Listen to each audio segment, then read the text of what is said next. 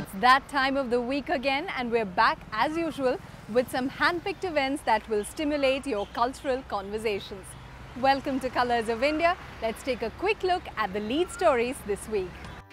A beautiful Odissi recital. A festival of rare musical instruments. And finally, we follow the Silk Route. The age-old love story of Radha and Krishna comes alive again in Manabhanjana, an Odissi dance drama choreographed by Italian-born Odissi dancer Ileana Cittaresti.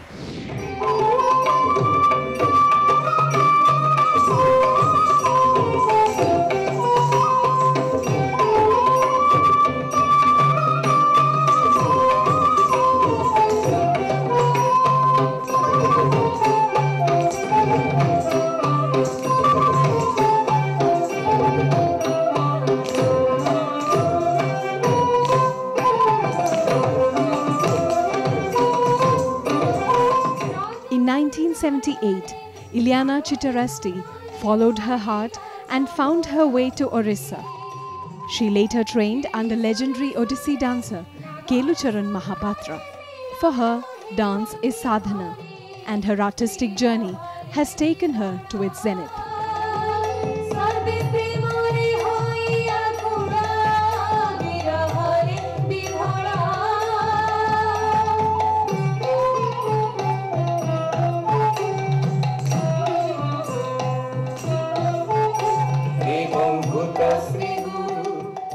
Her production, Manabhanjana, is a dance drama based on Babaji Vaishnav Charandas and Mohan Dev Goswami's original script.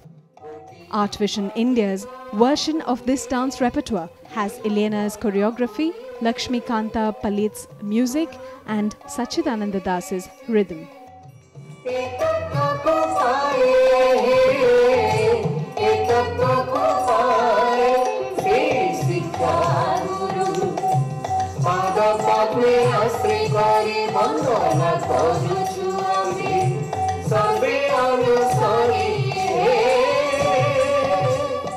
Now the fact that it's a dance drama is because there is a story, and whenever is a solo performance, the different character will be portrayed by one dancer.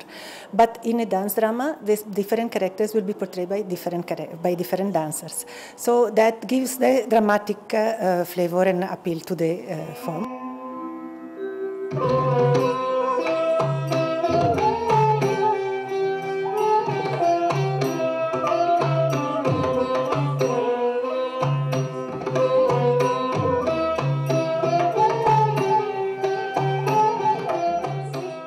Manabhanjana tells the story of an offended Radha, seductive Chandrabali, and Krishna who repents and takes on various disguises to win back his love. It is a classic piece that dates back to the time of Odyssey's revival, and therefore the traditional style of Odissi is maintained here.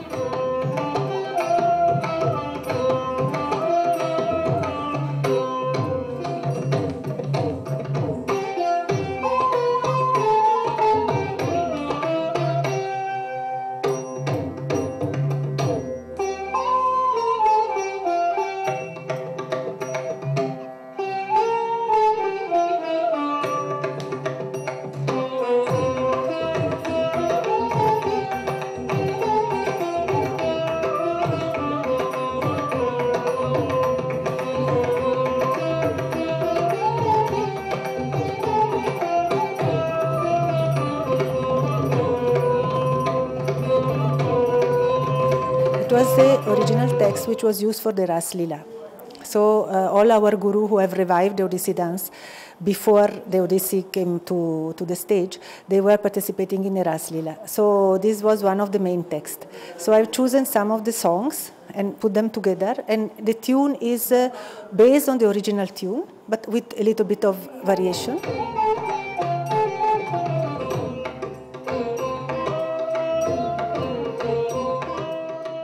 Vaishnava faith is propagated through the idea of the universal soul, and the plot is dramatic with elements of pathos and comic. The choreography itself is one that explores the subtle nuances of Odissi.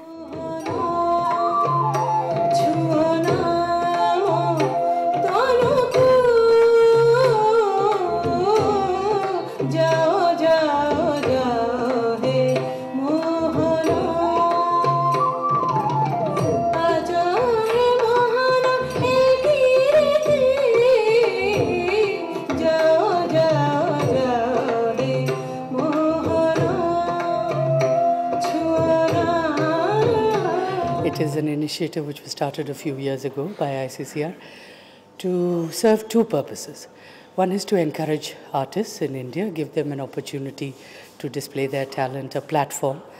And the other, for us also, it helps because a large part of our job, as you know, is external cultural diplomacy, and we send a lot of groups abroad. This is a way of seeing the artist for ourselves.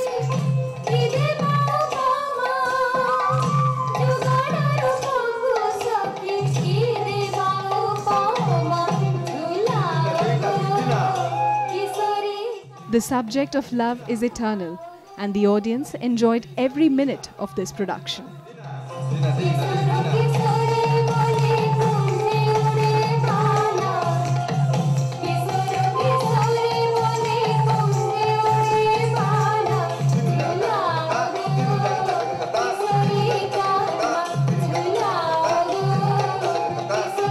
It's interesting how she has grown and gotten into the psyche of Odia language and performances with Guru. It's good to carry on, and I'm glad that ICCR is promoting all this.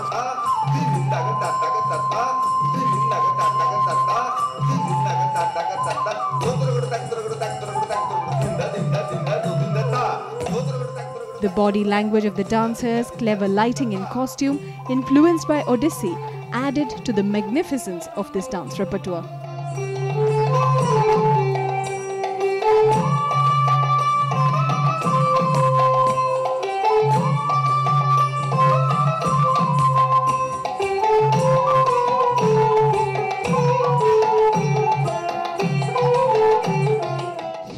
The dance production was one that did complete justice to the aesthetics and the intensity of Odissi, while also keeping in mind the rhythm of this dance form. Now, age is no bar when you want to fathom the true meaning of art and its beauty, as proved by Varsha Ranjit, a 15-year-old girl.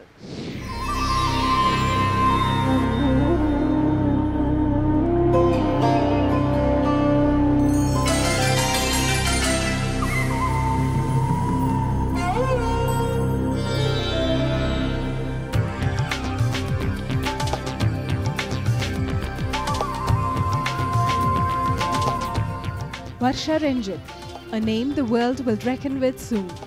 This 15-year-old sees all that an artist should see.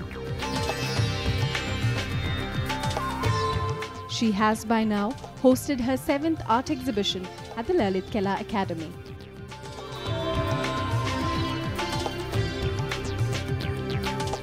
Since she is here, her exhibition is put up here in the National Academy. So this itself speaks that she has a merit, because there is a benchmark. If you are coming to National Academy, there is a very stringent, strong screening process. So this itself speaks for her merit, you know. Raindrops, as her exhibition is called, has paintings that adopt a freestyle technique, portraying her outgoing style. Her strokes are bold and strong, and the vibrant colors cannot escape one's eyes. Her wanting to be different is evident in her work, especially the paintings, The Dusk and The Girl. When you like something so much, then you can never drop it. I mean, it doesn't feel so hectic to you when you do that. And painting is something like, it's the way I express my thoughts, my feelings, and I do that when I'm angry or sad. So it's more like, you know, I do get time for it, because it's not work for me. It's more like a form of relaxation. Just do what you love. Don't let your studies make you follow the crowd. Don't let, do what your passion is. That's basically what I do. Varsha has woven for herself a bright and colorful world, and a talent of this caliber that marks the beginning of a new style in painting cannot go unnoticed. If you watch all these paintings, you can see she is experimenting different styles and different combinations and forms and things like that. And that experimentation, her willingness to experiment, and for her courage to be different from the rest, that is wonderful. I think she has got an excellent future as an artist. Though her works have been highly appreciated, Varsha's journey has just begun and she awaits her big masterpiece.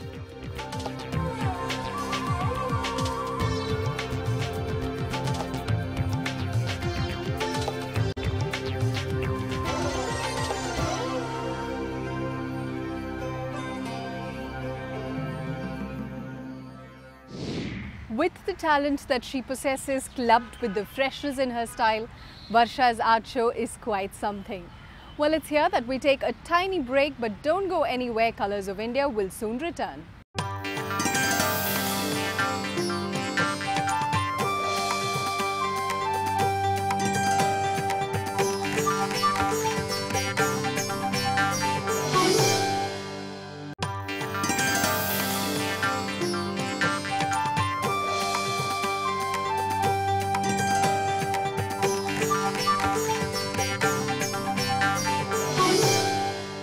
Welcome back. On our show, we try and bring you a wide variety of unique events like the Festival of Rare Musical Instruments that we have for you coming up next.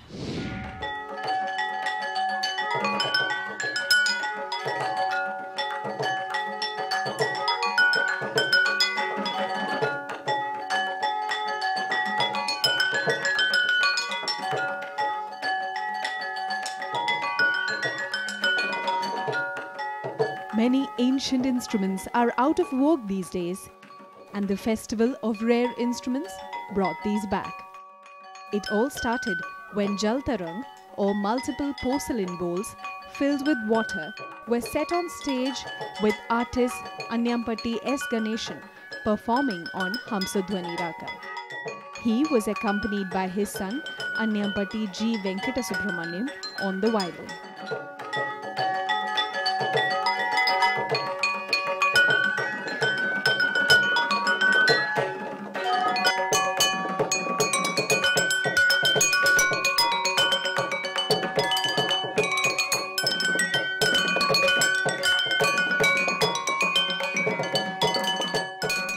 Jal Tarang, which means waves in water, is rarely heard these days.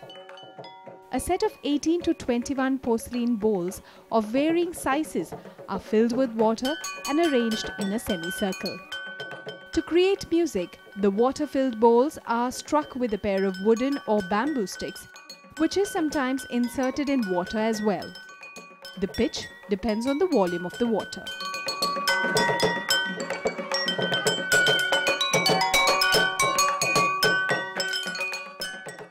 Different types of sticks and different wood, it produces different sound.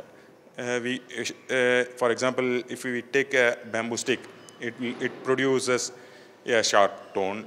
If we have a nutmeg stick, it produces a bass tone. And the size of the stick is also important in producing these notes and these effects. These effects produced by that bamboo sticks and nutmeg sticks.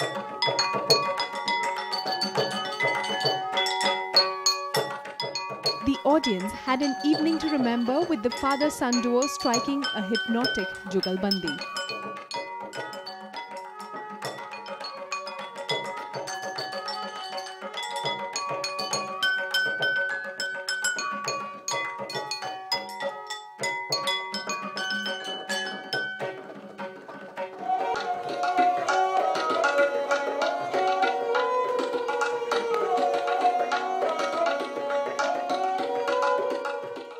Jal Tarang was followed by Esraj, or the Indian harp recital. Bollywood's popular Esraj player, Arshad Khan, captivated the audience with his rendition. The maestro strung the chords to Rag Rageshwari.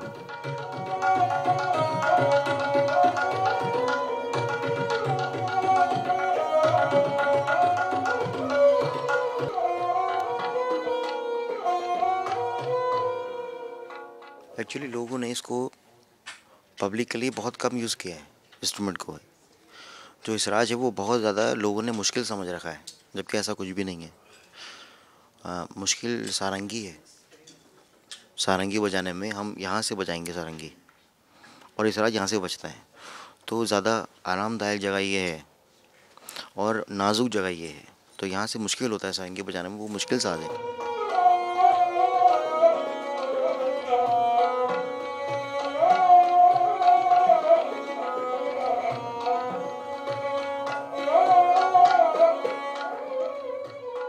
Israj is said to have strong similarities with its cousin Dilruba.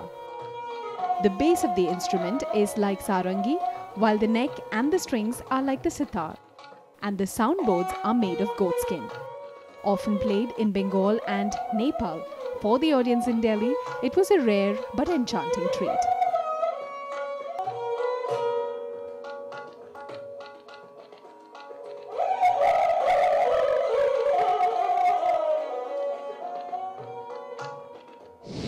The festival did bring out certain instruments which had gone completely out of vogue.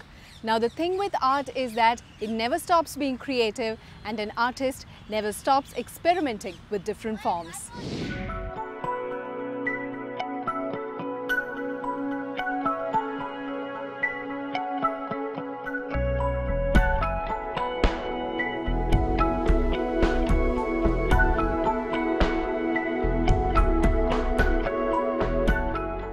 Avega the Passion is an art exhibition that has witnessed photography blend seamlessly with painting. Artist Pushpamala has referred to various genres of image making in her works, resulting in richly layered hybrids with multiple references. Like when you deal with a vast epic like the Ramayana, then how do you deal with it? And I chose these three key characters who actually turn the story and are very important characters. One of them is a heroine, and that is the Sita character, and the other two are actually vamps. They form fatales.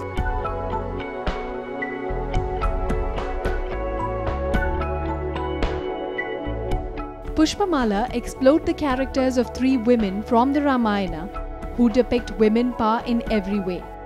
The three characters were Kaikeyi in Chahal or intrigue, Shurpanaga in Indrajal or seduction, followed by Sita in Apaharan or abduction. The artist is the central protagonist in these dramas, and the works function as documents of performances.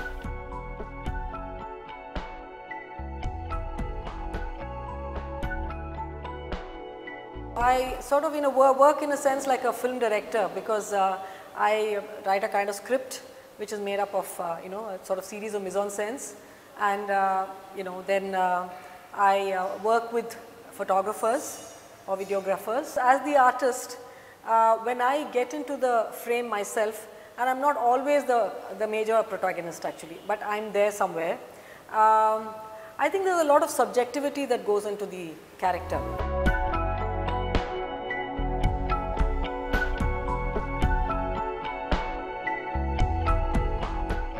Set in imaginary environments, these fateful incidents from the epics are played out in both still photographs and videos. With elaborate costuming and lighting to create powerful atmospheres, many of these works refer to theatre stills from the early 20th century, while others use early cinema as their models.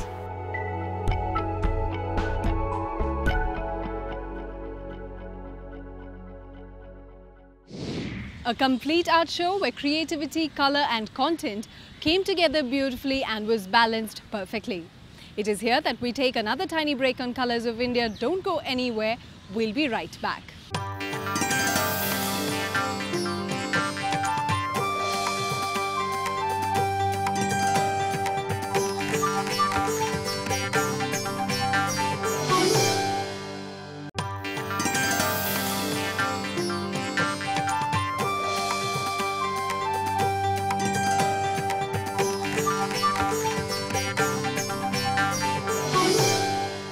Welcome back. The Turkish Food Festival that is being held in Le Méridien, Delhi is a good way to understand the Turkish food palette and at the same time discover some past and forgotten history.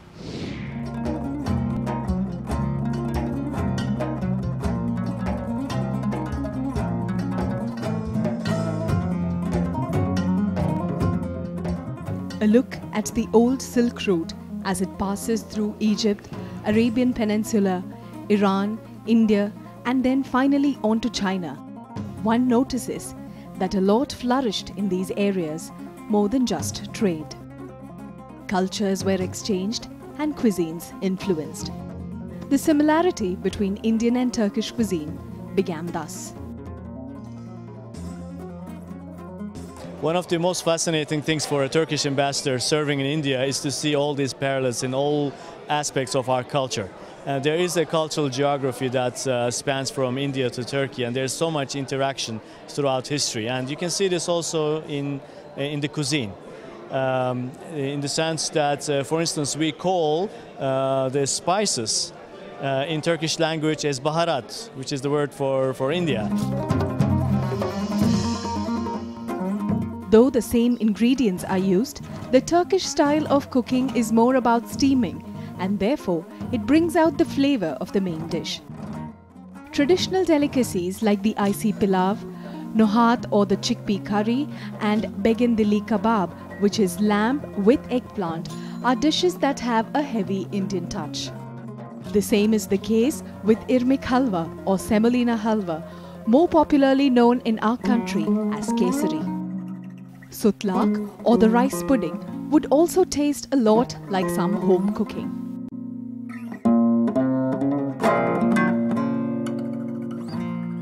And I can easily say that there is a lot of similarity between the Indian and Turkish cuisines. You in Indian cuisine have very delicious like chicken tandooris, like kebabs, which we also have. Like you have biryani, which we have, or pilau, we also have. A country's cuisine reflects its centuries-old relationship with other countries and can therefore be called a precious heritage.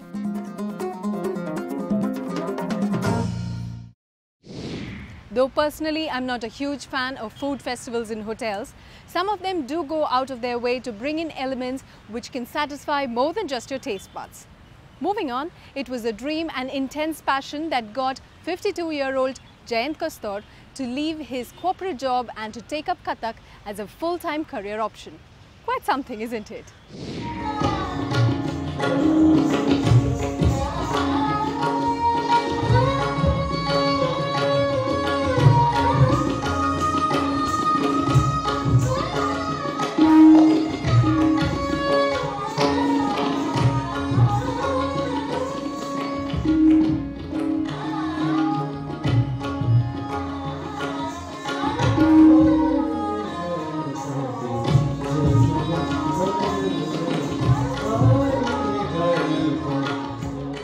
When you think of Kathak from the Jaipur Gharana, one aspect that comes to mind is the Veera Rasa, a form that found its origin in the courts of the Maharajas. Some dancers, like Jayant Kastor, disciple of late Pandit Durgalal, keeps a balance between swift body movements and expressions while preserving this Gharana tradition.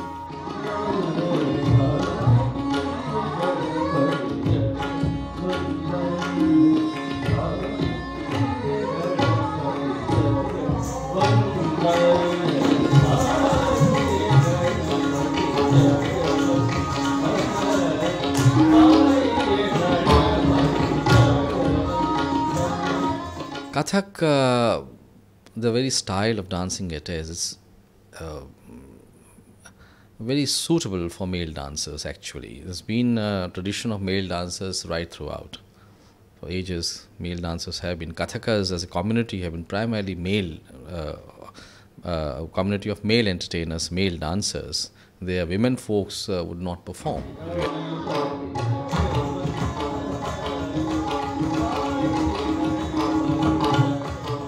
Warming up with improvisations in Vilambit, the dancer played with rhythm in subtle ways, always finishing in a specific standing posture or tang. Jayant, who was an art administrator, made a comeback to Kathak and has been actively performing for 5 years now. The dance as a whole has been quite I won't say just a fad. It's a fad. It's also a serious profession for a whole set of young generation people, and they are taking to it much larger number, not only classical dance, rather more than classical dance, the popular ones in the urban areas, and thanks to the new media which is helping in popularize dance as a whole.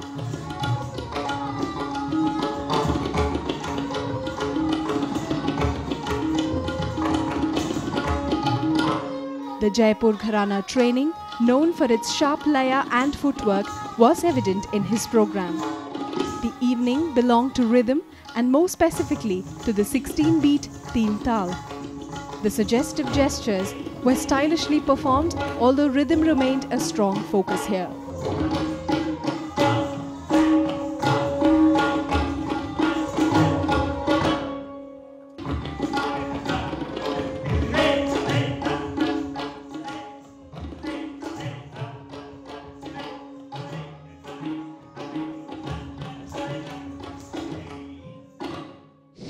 His passion for the art was by itself the highlight of the evening.